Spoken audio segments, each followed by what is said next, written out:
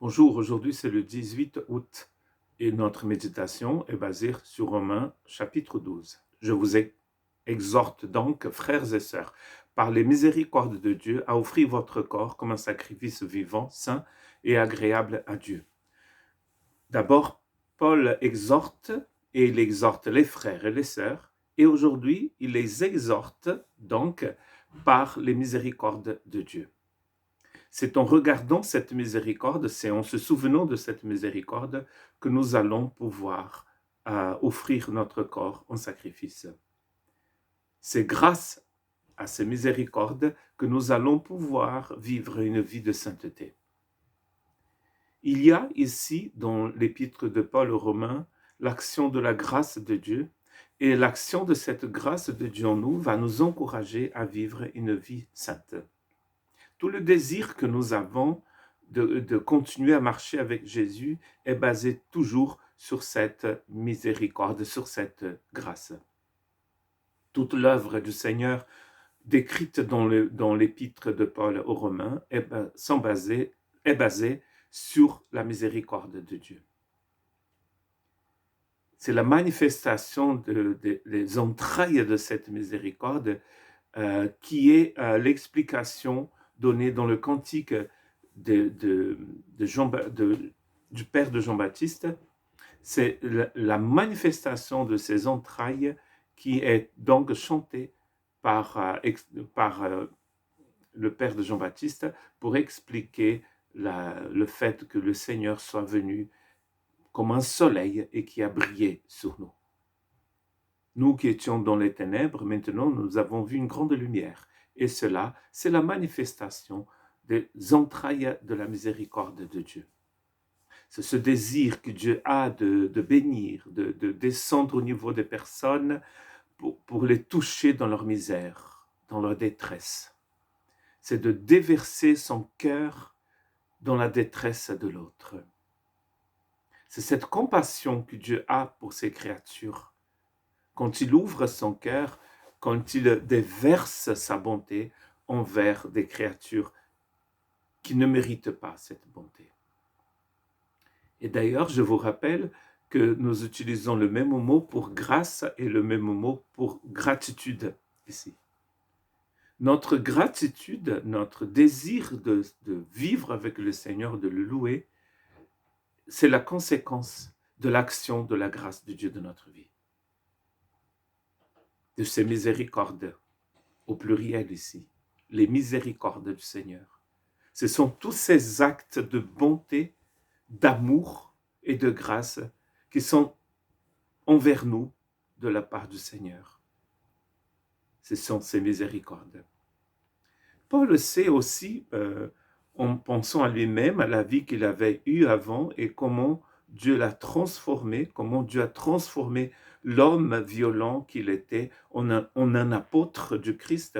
Il sait très bien que c'est grâce aux entrailles de la miséricorde de Dieu que cela s'est passé ainsi. Et donc, du coup, on va le voir louer ce Seigneur, comme dans la doxologie qu'on vient de trouver dans le chapitre 11 de Romains. Il va constamment rendre grâce au Seigneur pour ses miséricordes.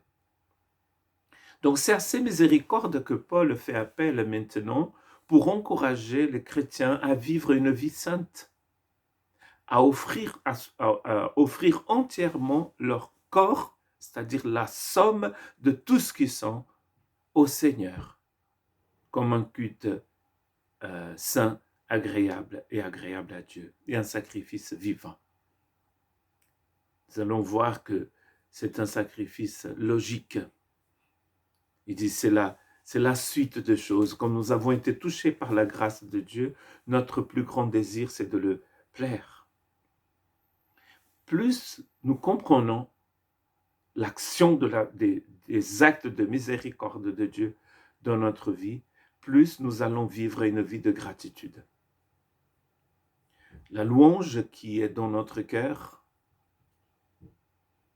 elle est la conséquence de la compréhension que nous avons eue des actions des miséricordes de Dieu dans notre vie.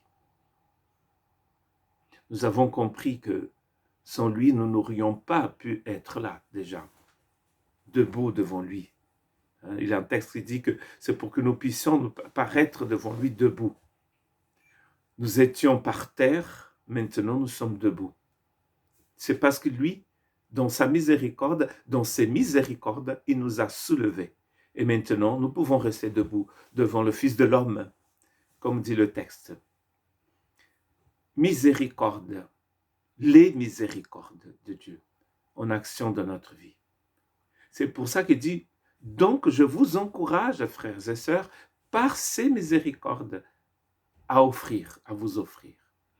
C'est par ces miséricordes que nous nous offrons à Dieu. C'est parce que notre cœur sait, notre esprit, il sait que si ce n'était pas par ces miséricordes, nous ne pourrions pas être là.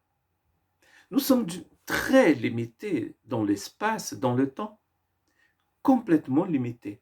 Nous n'avons aucun contrôle de notre vie, même si parfois nous donnons l'impression, nous voulons nous donner cette impression que nous pouvons contrôler quelque chose.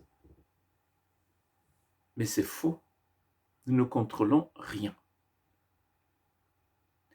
Nous ne pouvons rien faire avec le temps qui passe, le chronos impitoyable qui passe et qui nous transforme et qui nous tue. Mais Dieu nous offre la vie éternelle en Christ Jésus. Et c'est un acte de sa miséricorde envers nous, tout simplement.